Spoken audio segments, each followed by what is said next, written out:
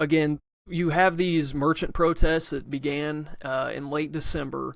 And according to Iran's own foreign finance minister, these were small, localized protests that were not violent. He claimed that they were constitutional.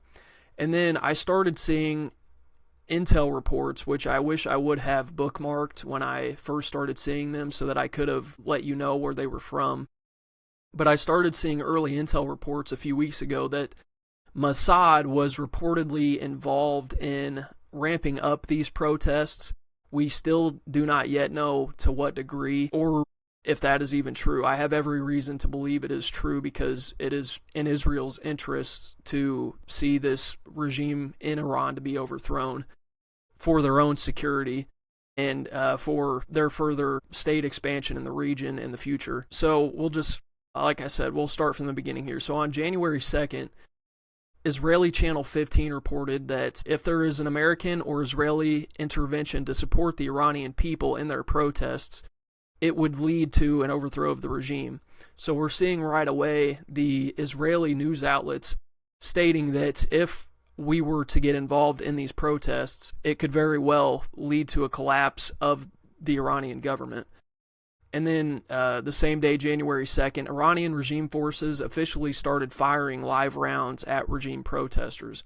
So directly after they made this announcement, the people in Iran start getting more and more violent in their protests, and the Iranian government responds by firing live rounds. And from the first 4 or 5 days after these protests started, immediately started killing the protesters.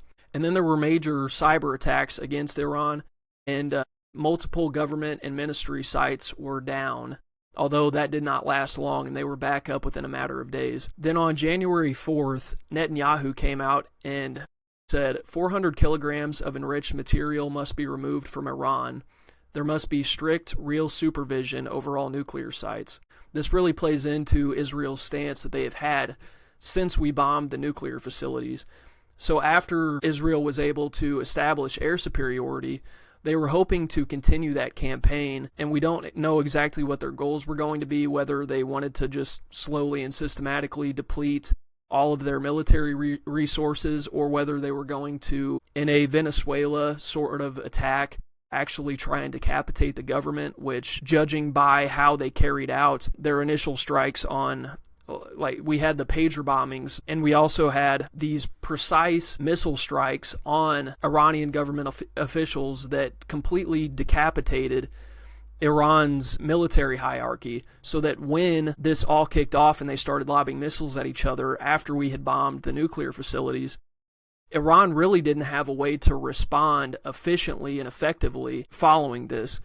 And Israel has continually repeated since we bombed those facilities and since we stopped giving them the green light to continue out their attacks. Netanyahu specifically has repeatedly been saying that we need to go back in and get the enriched nuclear material that they still possess, that they still claim they possess, and that Israel claims they possess, in order to, quote-unquote, finish the job.